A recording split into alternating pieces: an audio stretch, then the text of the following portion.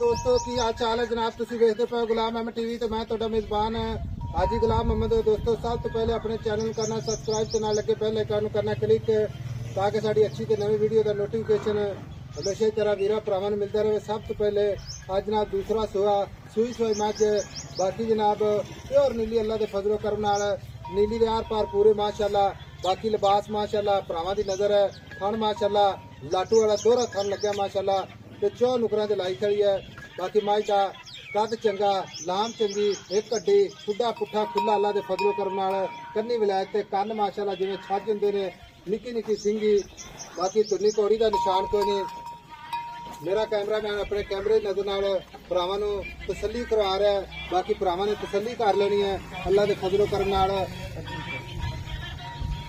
बाकी जनाब दाग पुराने लगे ने। बाकी जनाब जो इहदा हिसाब किताब है सारियां गल्लां मालक तो सांझियां लैने आ। बाकी कैमरामैन साहब चार शेरों भरावां नूं तसल्ली नाल विखाया जे ताकि वेखण विच किसी भरा नूं कोई मसला मसाइल ना होवे। बाकी लिबास थान पुछल जिवें डोर जनाब पुट्ठा पुट्ठा दाग कैमरे दी नजर है अल्लाह दे फजलो करम नाल मेरे भरावां ने अपनी निगाहां नाल तसल्ली कर लेनी है। अस्सलाम वालेकुम जी। वालेकुम सलाम। लाला नदीम की हाल है? ठीक ठाक। ये मझ अपनी किनवा सुआ सुई है? दूसरा तो सुई नूं कितने दिन हो आज गए? हो गया 5 दिन। 5 दिन हो गए ना? हाँ जी। मगर कट्टी कि कट्टा? कट्टी। अच्छा मगर भी कट्टी। हाँ जी। 5 दिन हो गए ना सुई नूं ते सुआ दूसरा। अच्छा हाँ जी। गल इस तरह दी भाई नदीम हाँ जी। मझ अपनी पूरी नीली प्योर नीली जी मैं नीली कोई शक हो कोई भरा मौके ते आ जाए मौके से आ जाए। अल्लाह दे फजल नाल नाले दरिया दी सैर करवावांगे ते नाले इंशाल्लाह दरिया दी मझ लेके हाँ जावे जी। सतलुज अल्लाह हाँ दे जी। फजल नाल। भाई नदीम सुई खड़ी है हाँ जी। इहदे झोला रह नहीं गया। हाँ जी हाँ जी। मझ चो लेनी असी हाँ भी जी। मालका भी चो लेनी चौलमनी है मझ दे थणा में कोई घाटा वाधा छट्टा वो फुआरा अपनी गारंटी होसी। चोवण माशाल्लाह चौवन नहीं होसी बा बोतल है चोला में। बोतल च चो लो। हाँ जी। ते 4 दिन हो गए ने बौला बन गया या दुध है जी? अच्छा बोला है दुध नहीं बनया नहीं बना जी। ते किन्ना बौला करदी पई? बोला है टाइम मैं दे 17 किलो गड़वी मार ते मैं चोवे। भाई नदीम 17 किलो बौला बहुत ज्यादा हुंदा। आपा गड़वी मार ते चुए से कंडे ते रखा थे।